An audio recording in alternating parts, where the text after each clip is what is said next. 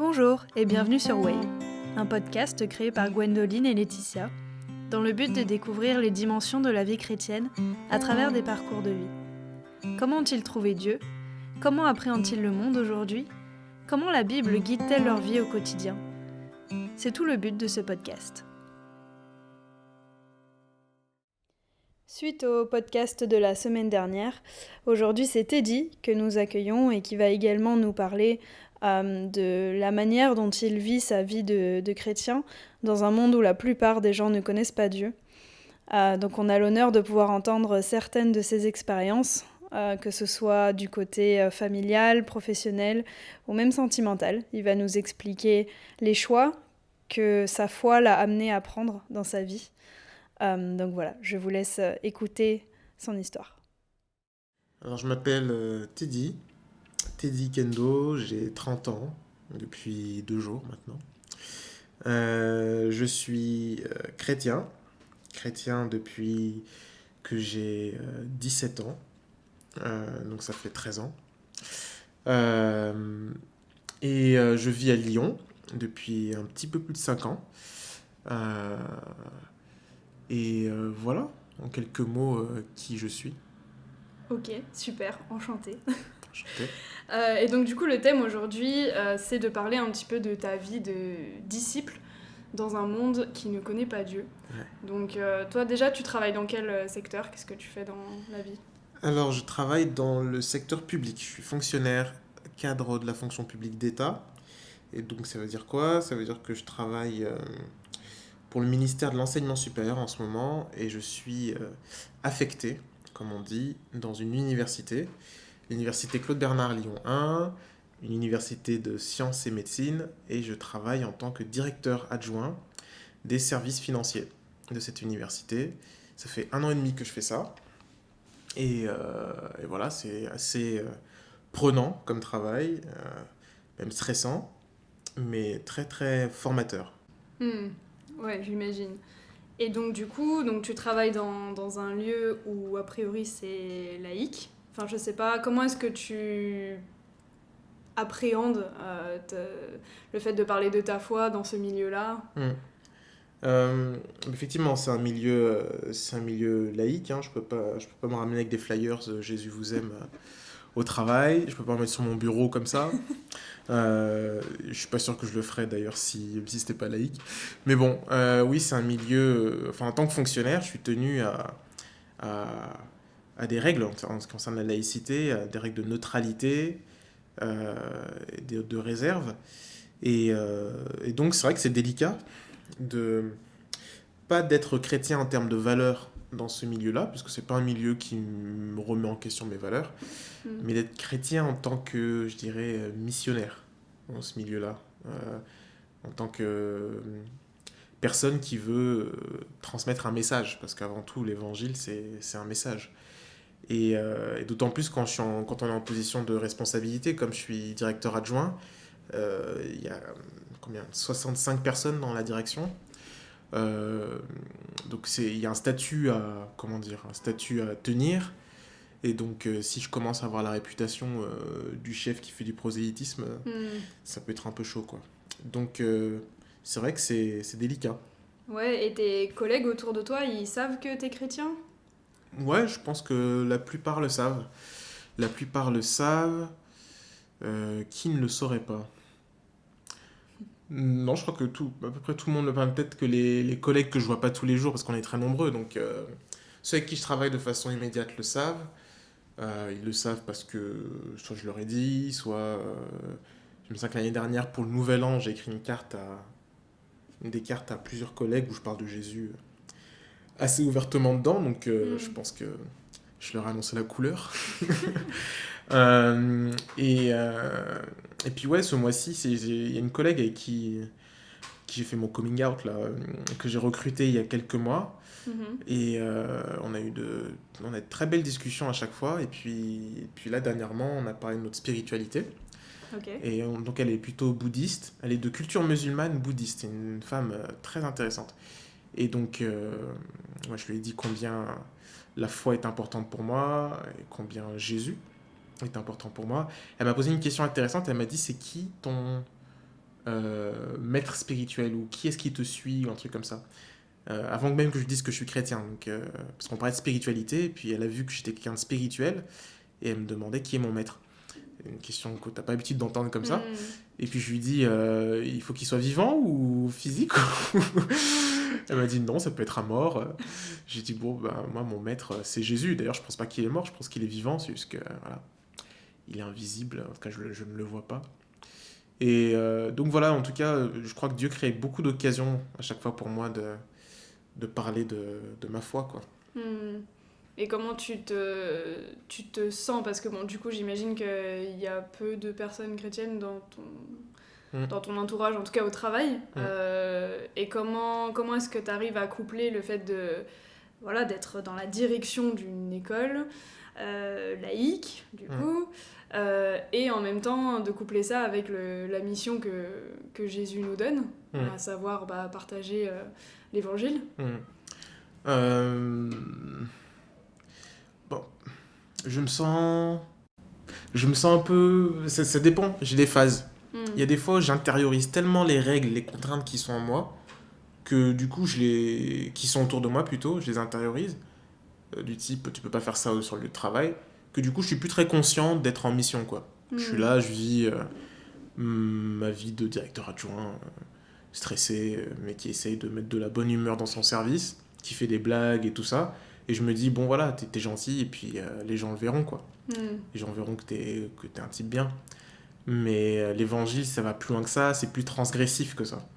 Et, euh, et donc là, dans ces moments-là, quand je suis dans une phase où du coup, je me réveille un peu, je me dis, c'est bien beau hein, d'être un bon chef, d'apporter un peu de bonne humeur et tout, mais c'est pas ça qui va faire que les gens vont entendre le message de l'amour de Dieu pour eux. C'est certainement pas ça qui va te faire vivre ce que Jésus décrit dans les Béatitudes. Heureux êtes-vous si vous êtes persécutés à cause de moi. Tu ne seras certainement pas persécuté si tu cherches à être le gentil. Et donc, dans ces moments-là, enfin, je sais pas s'il faut parler d'équilibre, mais en tout cas, il y a une tension, quoi. Il y a un truc où il faut trouver la voie, quoi, pour pouvoir parler de Jésus. Et, et j'ai eu pas mal d'expériences comme ça où Dieu m'a aidé à parler de lui dans tous ces moments-là. Euh, il y a une période où je priais assez régulièrement pour que Dieu il m'ouvre des portes pour pouvoir parler. Et ça, c'est vraiment des prières auxquelles Dieu y répond. Donc, par exemple, j'ai une collègue dans mon ancien travail, donc c'était il y a 2 ans, pour qui je priais assez régulièrement, qui est dépressive, tout le monde dépressive et assez négative, donc les gens l'aimaient pas beaucoup. Et j'avais vraiment de la compassion pour elle et j'ai demandé à Dieu un jour, enfin je priais pour elle et je sentais dans mon cœur que Dieu me disait, invite-la au restaurant, et j'ai des choses à lui dire quoi. Euh, En gros, ce que j'ai à lui dire, c'est que je l'aime. Et, euh, et donc, je l'ai fait. Je l'ai invitée au restaurant. Enfin, c'est le truc, ça n'a aucun sens dans mon cercle de travail. Quoi. Enfin, elle a 60 ans.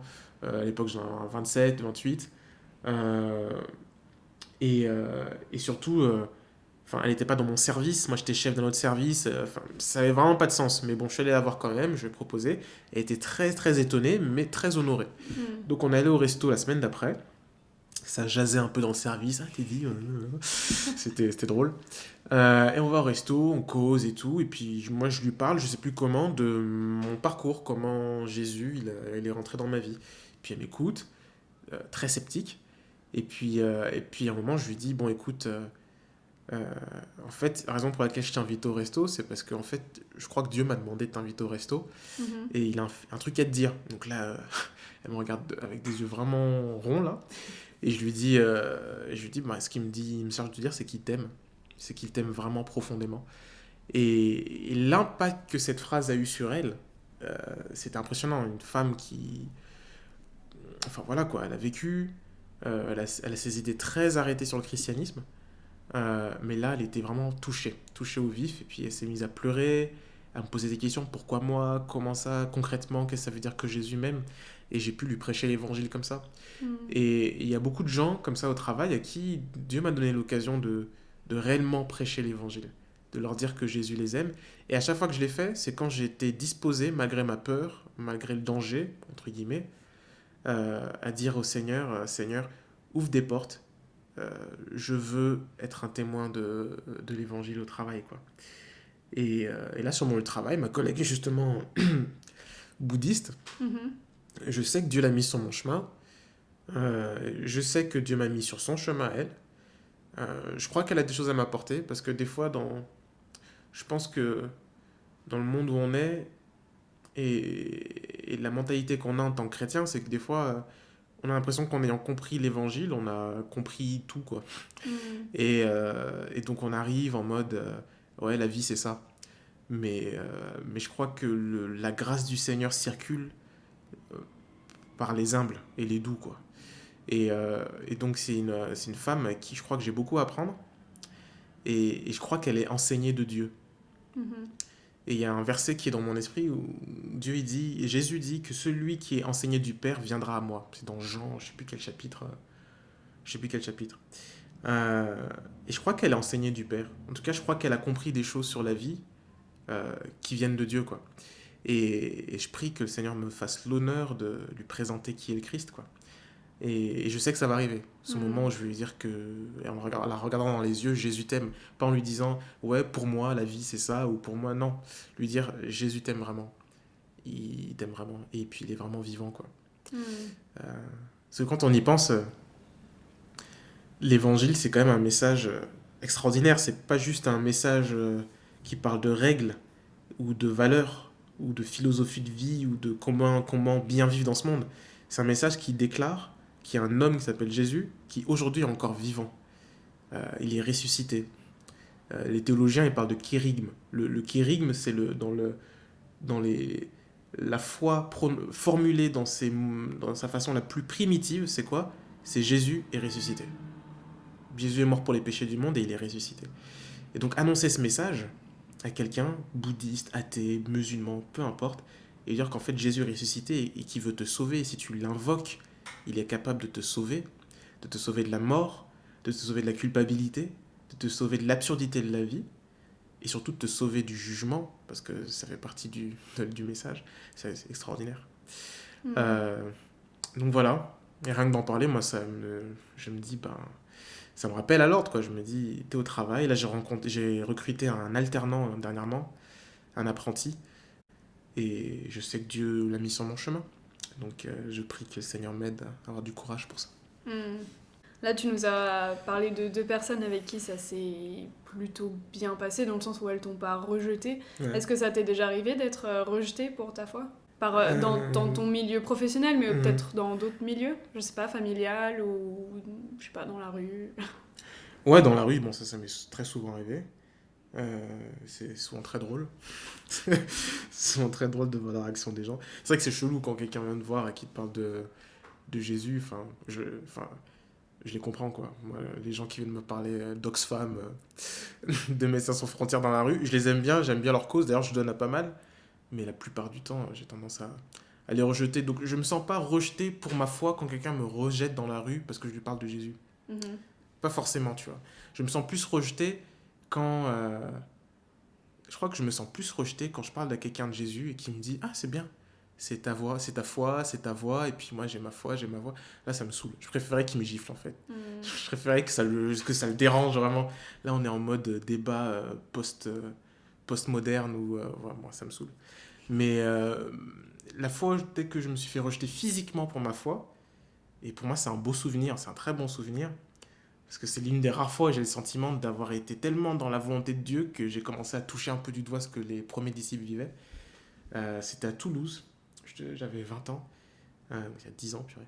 C'était à Toulouse, et puis j'étais parti vers la Garonne prêcher l'évangile, et à des gens là qui traînaient un peu. Et puis il y a une dame qui était un peu bourrée, je pense, qui avait une casquette avec des pics là. Enfin, c'était voilà quoi, c'était un peu une outcast quoi. Et puis elle me bouscule, elle commençait à me pousser, à m'insulter. Et vraiment, je me sentais agressé quoi. Et j'ai senti comment dire, un élan d'amour me saisir. Je sentais que c'était plus moi. Et puis je la regarde, et il se trouve dans ma poche, j'avais 20 balles, 20 euros. Et j'étais étudiant, donc 20 euros, c'était quand même pas mal hein, à l'époque. Et puis dans mon cœur, je me dis, vas-y, file-lui les 20 euros. Je sors les 20 euros, je la regarde, je lui prends sa main avec les ongles noircis, là, je me rappelle. Je lui mets les 20 euros dans sa main et je lui dis, tiens, c'est pour toi. Et puis d'un coup, elle s'arrête. C'est comme si elle était foudroyée. Mm. Et puis les gens qui étaient autour d'elle me regardent en mode, mais c'est qui ce type? C'est qui ce gars? Et d'un coup, ils me disent, ben vas-y, dis ce que t'as à nous dire et tout. Et elle est là, et puis en signe d'approbation, elle prend sa casquette, elle la met sur ma tête, c'était trop drôle. J'avais une casquette avec des pics sur la tête et je prêchais l'évangile à ces gens. Et puis ils étaient là, et puis je leur disais combien Jésus les aime, de quoi Jésus m'a sauvé, du péché qui me rendait coupable, tout ce qui est, à l'époque, ce qui m'asservissait vraiment, ce dont il Mm. m'avait sauvé, c'était tout ce qui était, dans le jargon chrétien, l'impudicité, l'impureté, mais concrètement, tout ce qui est la pornographie, la vision de la femme, l'adultère dans le cœur, c'est-à-dire convoiter des femmes qui sont juste pas ta femme en fait, et ce genre de choses. Et je leur disais ça de façon très ouverte, et ils étaient un peu choqués, mais vivement touchés. Et puis après, il y a un gars, mais immense, qui était là, qui m'a dit, si tu peux, on peut parler que toi et moi sur le coin, à côté, et tout ça. Je suis allé le voir, un monsieur qui doit avoir, tu vois, 35 ans, 30, 40 ans. Et puis il me dit, tu sais, moi j'étais chrétien avant, et puis j'ai perdu la voie, j'ai perdu le chemin. Et j'avais une assurance, je me rappelle, j'étais porté par le Seigneur, je lui dis, mais qu'est-ce qui t'a pris? Est-ce que tu sais que la vie, ça peut nous échapper comme ça, il faut que tu te réveilles. Puis là, il me regardait, et puis je lui disais combien Dieu l'aime, mais c'était absolument merveilleux. Je sais pas ce qu'il est devenu, ce monsieur. Il était torse nu avec des tatouages, enfin, c'était surréaliste. Donc je crois que c'est le moment où j'ai le plus senti la précarité, là. Genre, j'étais en danger, quoi. Et à la fois, Mm. j'avais beaucoup de courage. Et puis au travail, j'ai déjà été un peu, pas moqué, mais vite fait, un peu de sarcasme sur ma foi. J'ai déjà eu des moments humiliants. Mhm. Je me souviens d'un jour, il y avait une collègue au travail qui, elle, est croyante, donc on passait souvent du temps à parler de Jésus. Puis elle avait son fils qui était aussi au travail, qui lui croit pas vraiment, et puis elle me demandait de l'aider à découvrir Jésus. Et donc j'ai passé beaucoup de moments avec ce gars. Et puis il y a un moment où dans notre marche à deux avec ce gars, il avançait vraiment. C'est comme on sentait que quelque chose changeait. Donc j'envoie un mail à sa mère. J'étais au travail, j'étais tout excité. J'envoie un mail à sa mère et je lui dis, écoute, ça avance. On a parlé ci de ça et puis il m'a dit ça et je crois que vraiment il est dans la bonne voie. Et donc je lui envoie le mail. Et puis elle est tellement sur sa boîte pro en fait. Et elle est tellement contente et tout ça. Elle transfère le mail sur sa boîte perso d'abord pour le parce que ouais j'aurais pas dû le mettre sur sa boîte pro je pense. Mais je crois que j'avais pas son mail perso. Mais elle transfère son mail perso sauf qu'elle s'appelle Martine. Et il y a beaucoup d'autres Martines là où je travaillais, dont une qui était une cadre assez importante de là où je travaillais, directrice administrative des relations internationales. Elle transfère le mail à cette Martine-là. Oh Et là cette là. Martine m'envoie un mail en me disant, Teddy, je crois que ce mail ne m'était pas destiné. Je me non, non, Seigneur, qu'est-ce qui s'est passé et tout ça. Et je me sentais vraiment très très mal. Et à la fois, je me disais, bon, tu sais pourquoi, Seigneur. Et cette Martine, aujourd'hui, l'autre Martine, on est en bon terme, on a mangé ensemble il n'y a pas longtemps, on parlait un petit peu de Dieu et de foi. Mhm. Et ouais, dans l'humiliation, Dieu a ouvert des portes.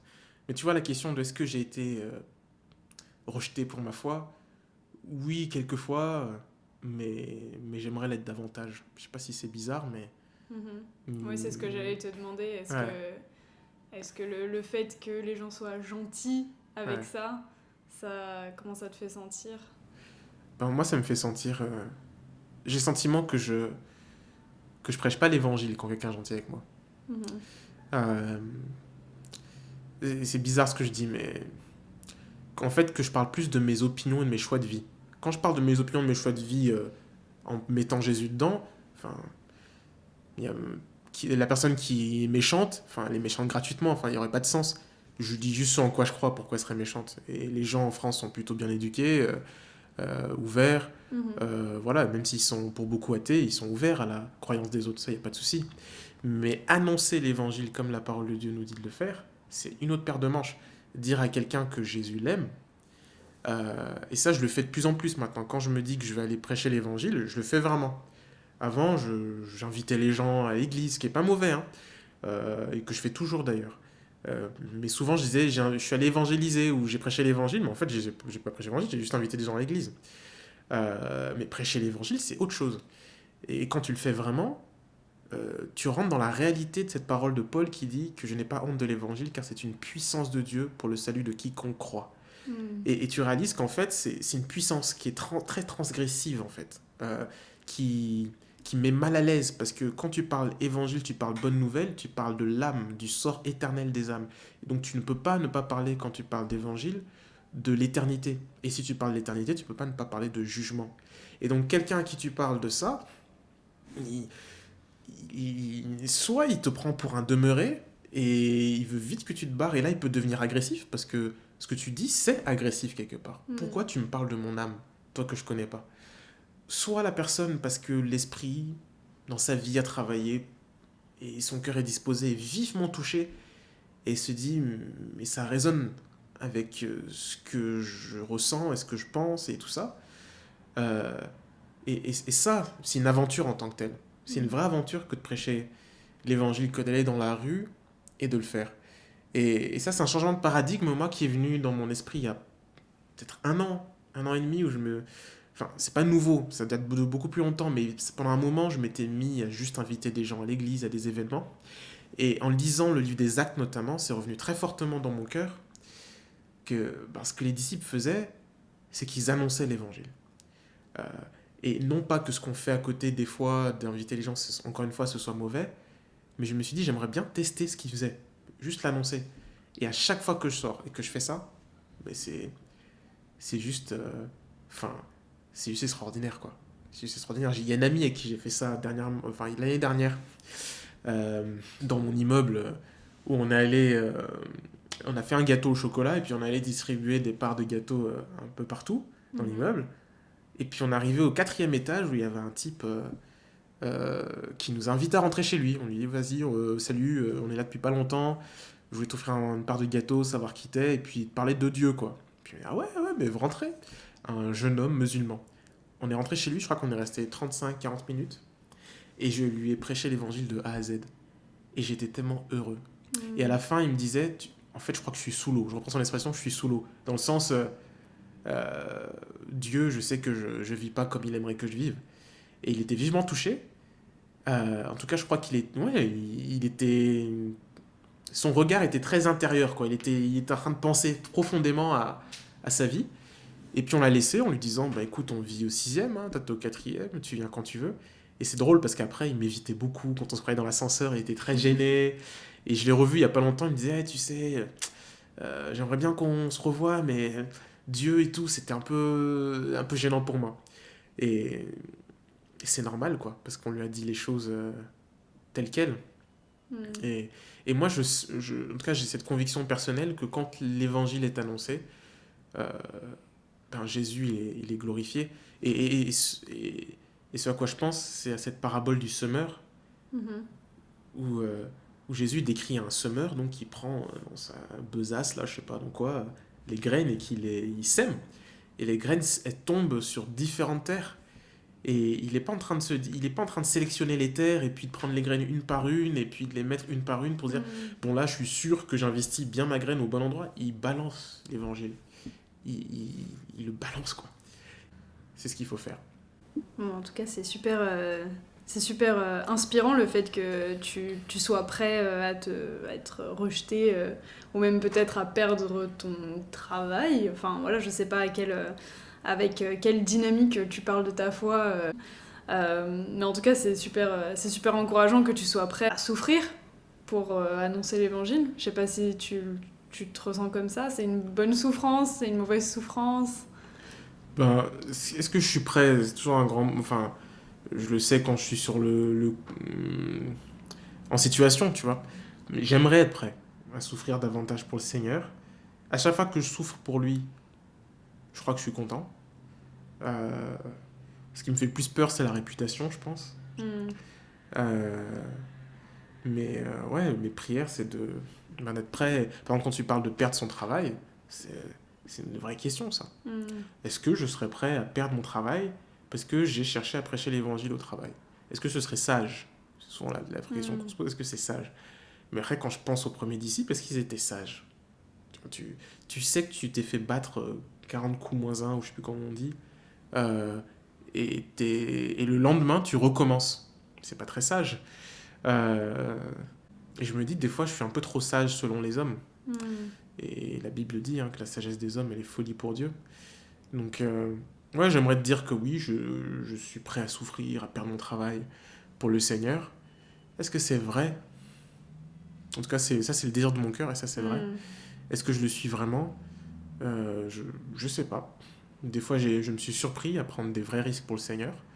Des fois, je me suis surpris à vraiment me cacher plutôt que de prendre position pour le Seigneur. Donc, ouais, c'est un chemin, quoi. Mm. Est-ce que tu as eu des difficultés avec certains membres de ta famille par rapport à ça? Ouais, tous savent que je suis chrétien, ça c'est sûr. Tous ne sont pas chrétiens. Euh, Peu, je dirais, le sont vraiment. Mhm. Euh, et ça m'a valu quelques difficultés au début de ma vie chrétienne, en particulier où j'étais très zélé et où je voulais juste que tout le monde entende la bonne nouvelle. Ma tante, elle tenait un restaurant, je me rappelle, et j'étais allé l'aider dans son resto, et puis c'était la fin du service, et puis il y avait encore quelques clients, des gens qui traînaient et tout. Je me lève, et je prêche l'évangile dans le restaurant. Elle m'en a tellement voulu. Donc j'étais dans mes premières années très zélé, sans beaucoup de sagesse, je pense, et je crois que ça m'a valu des... Enfin voilà quoi, ma famille s'est souvent sentie jugée. Je prêche pas beaucoup l'évangile dans ma famille, quoi. Je le fais. Récemment, mon petit cousin, il a 22 ans, pour moi c'est mon petit cousin, je lui ai expliqué comment Jésus l'aime pour l'année dernière au Nouvel An. J'ai pris un moment, je lui ai offert un petit Nouveau Testament et je lui ai dit, écoute, j'ai quelque chose à te dire, donne-moi juste 10 minutes, j'ai envie de t'expliquer ce que Jésus a fait pour toi. Et puis il m'a dit, ok, j'y penserai. Donc je le fais, euh, et ça me vaut pas de persécution, quoi. Mm. Donc voilà, après le but, c'est pas de se faire persécuter pour se faire persécuter, hein, mais ouais, quoi, c'est un peu la promesse du Seigneur aussi, quoi. Et dans tes... j'allais te demander, parce que du coup, t'as 30 ans maintenant, au niveau sentimental, comment, voilà, dans le monde dans lequel on vit aujourd'hui, on sait que les relations amoureuses sont gérées d'une certaine manière. Ouais. Je sais pas si t'as eu des expériences jusqu'à maintenant avec des femmes. Ouais. Comment est-ce que t'as réussi dans ce monde qui ne connaît pas Dieu à mettre Dieu en priorité dans une relation amoureuse? Ouais. Ben, ça, c'était, dans mes 13 ans de marche avec Jésus, le sujet le plus difficile. Écoute, je suis célibataire, donc à bon entendeur, salut. Je rigole. Je suis célibataire et bien sûr, ça aurait pu ne pas être le cas, mais j'ai eu des expériences avec des femmes et ça m'a souvent mis en péril dans ma marche avec Dieu. Non pas que la relation avec une femme c'est dangereux en tant que tel, mais moi, ma personnalité, ma constitution, mes faiblesses font que la relation avec une femme a souvent été une occasion de chute pour moi. Mm. Et j'ai souvent eu tendance à développer des passions folles pour des femmes qui ne connaissent pas Dieu. Mm. Notamment une, il y a 3-4 ans, il y a 4 ans maintenant, où j'étais vraiment tombé éperdument amoureux de cette femme euh, qui, qui connaissait pas Jésus, mais qui avait une certaine spiritualité et tout, et qui admirait ma foi. Et donc elle aussi, je crois qu'elle a développé des forts sentiments pour moi, et puis c'était une relation très, comment dire, romantique Mm. et presque et chaste. C'est-à-dire que je lui écrivais des lettres, elle m'écrivait des longs messages, et puis il y avait ce truc de, mais Seigneur, si seulement elle pouvait te suivre sur ce chemin. Et ça, je sais que c'est l'un des sujets les plus compliqués quand je parle avec des gens qui connaissent pas Jésus ou qui le connaissent mais qui adhèrent pas à ma foi dans mes termes. Mhm. Euh, Ils disent, mais c'est bizarre. Enfin, si t'aimes quelqu'un et que la personne t'aime et que c'est quelqu'un de bien et que tu veux juste suivre Dieu qui est amour et qui veut que tu sois quelqu'un de bien, pourquoi est-ce que ça marcherait pas, quoi? Et, euh, et c'est une question très simple pour quelqu'un qui connaît le Seigneur comme je crois qu'on devrait le connaître selon la Bible, mais très compliqué pour quelqu'un qui n'envisage le Seigneur que d'un point de vue religieux, tu vois. Mm. des règles, une morale, une éthique, il faut qu'on ait des gens bien. Si t'es avec quelqu'un qui a à peu près les mêmes valeurs, ben ça peut matcher. Le truc, c'est que je crois que Dieu est mon père. Je crois que ma vraie patrie, elle est au ciel. Et en fait, je crois que je viens du ciel. Et que je viens pas de la terre. Et je crois que... Et j'expérimente le fait que ce qui vient de la terre et ce qui vient du ciel, ça peut pas se marier. Ça peut pas se lier. Et je l'ai expérimenté avec elle à un point où je me suis dit... À l'époque, j'avais cette conception-là déjà, mais je me disais, non, elle vaut la peine de prier, de souffrir pour être avec elle. Euh, et donc j'ai essayé dans la prière de lutter avec Dieu, de demander à Dieu, Seigneur, certes elle ne te connaît pas, mais fasse qu'elle te connaisse, et je l'aime de tout mon cœur, et voilà, et puis tout ça. Et puis un jour elle est venue à Lyon, c'était merveilleux, on a fait une visite de Lyon, et tout ça, et je sentais qu'elle est venue, ça faisait déjà des mois qu'on échangeait, qu'on parlait et tout, et qu'elle s'intéressait quand même un petit peu à ma foi. Et, euh, et je me rappelle de cette soirée là où je la raccompagne chez moi, euh, parce que je lui ai laissé mon appartement pour un hébergement et puis j'étais chez un pote. Donc je la raccompagne chez moi et puis elle m'embrasse. Mm. Puis elle m'embrasse et j'étais mais tellement heureux qu'elle m'embrasse. Je me disais mais c'est elle. Pour moi c'était une déesse quasiment, enfin c'était ma muse. Dire qu'elle choisit de m'embrasser, moi j'étais tellement content quoi. Et à la fois affligé comme je l'ai rarement été. Et c'est là que j'ai vu la dichotomie, le truc entre la chair et l'esprit. Il y a ce truc en moi, quand je dis que je suis du ciel, mais mon enveloppe est de la terre. Et mon enveloppe, elle a des désirs. La Bible appelle ça la chair. Elle a des désirs, parfois qui ne sont pas mauvais, hein, mais qui portent juste aux choses d'en bas. Et puis il y a cette autre nature en moi, que la Bible appelle l'esprit, qui est mais éperdument amoureuse de ce qui vient d'en haut. Et donc j'ai vraiment senti ça au max. Ma chair et jubilait, mon esprit était dans le deuil. Et je suis allé dormir ce soir-là chez mon pote, il m'était dit ça va et tout. Et puis c'était un non-croyant chez qui j'étais, et puis il était à fond, il suivait l'histoire. Il comment ça s'est passé, et je lui ai dit ouais, m'embrasser, oh c'est trop bien. Et puis il voyait que j'étais triste. Il dit mais comment ça se fait que t'es triste? Et c'est là qu'on voit ce truc de on vient pas du même monde en fait. Ce que je lui disais n'avait aucun sens, aucun sens. Et j'ai passé une nuit terrible. Elle est venue avec moi à l'église le lendemain, je me rappelle. Et je me souviens, tous mes amis me voyaient à l'église. Ils me disaient, t'es dit, ça va? J'avais une tête de mort. Et le jour même, je lui ai dit, il m'est interdit là-haut d'aller plus loin. Je peux pas. Je peux pas. Pourtant, je t'aime, mais je peux pas. Et donc, quelques semaines plus tard, elle m'a révélé qu'elle est tombée amoureuse de mon meilleur pote. Mon meilleur pote qui... Aïe. Ouais, c'était dur. Mais le Seigneur m'a guéri miraculeusement de cette épreuve, très rapidement. Et tellement guéri que je la fais courte, mais j'ai été à leur mariage, j'étais le témoin de mariage de mon ami. Aujourd'hui, j'adore leur enfant. Je l'aime tellement, il me manque, je pense régulièrement à lui. Et je suis un ami de leur famille, quoi. Enfin, et je les aime profondément. Et j'ai vu que Dieu était derrière.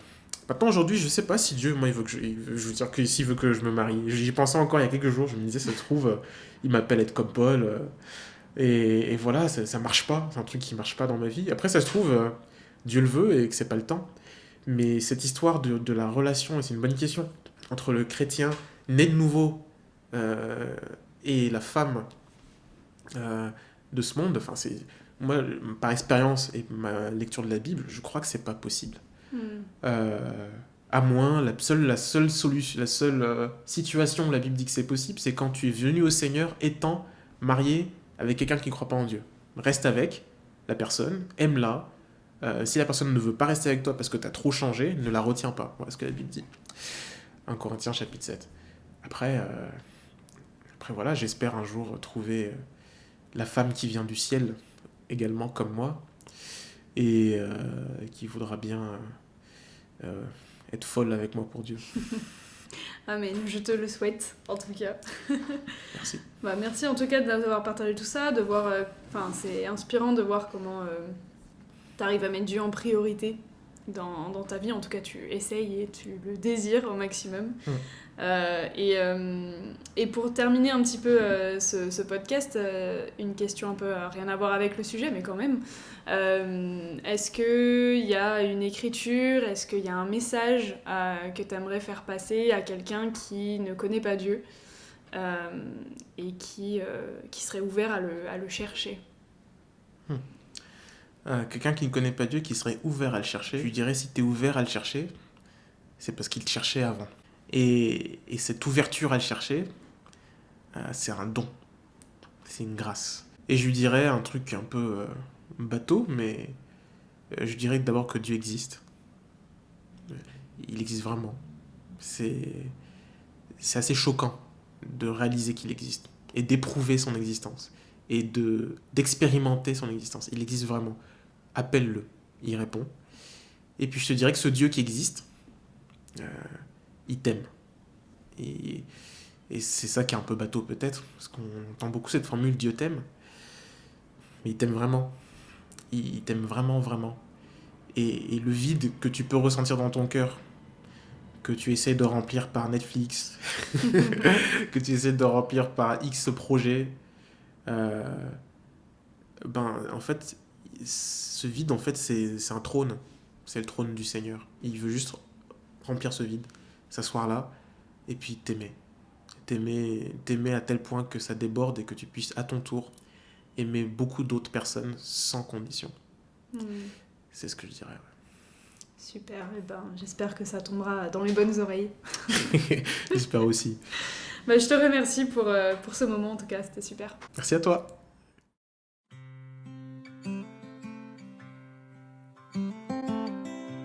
C'est la fin de ce podcast. Merci de nous avoir écoutés.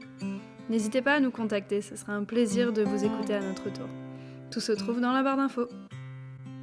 Et n'oubliez pas que Jésus a dit « Je suis le chemin, la vérité et la vie ».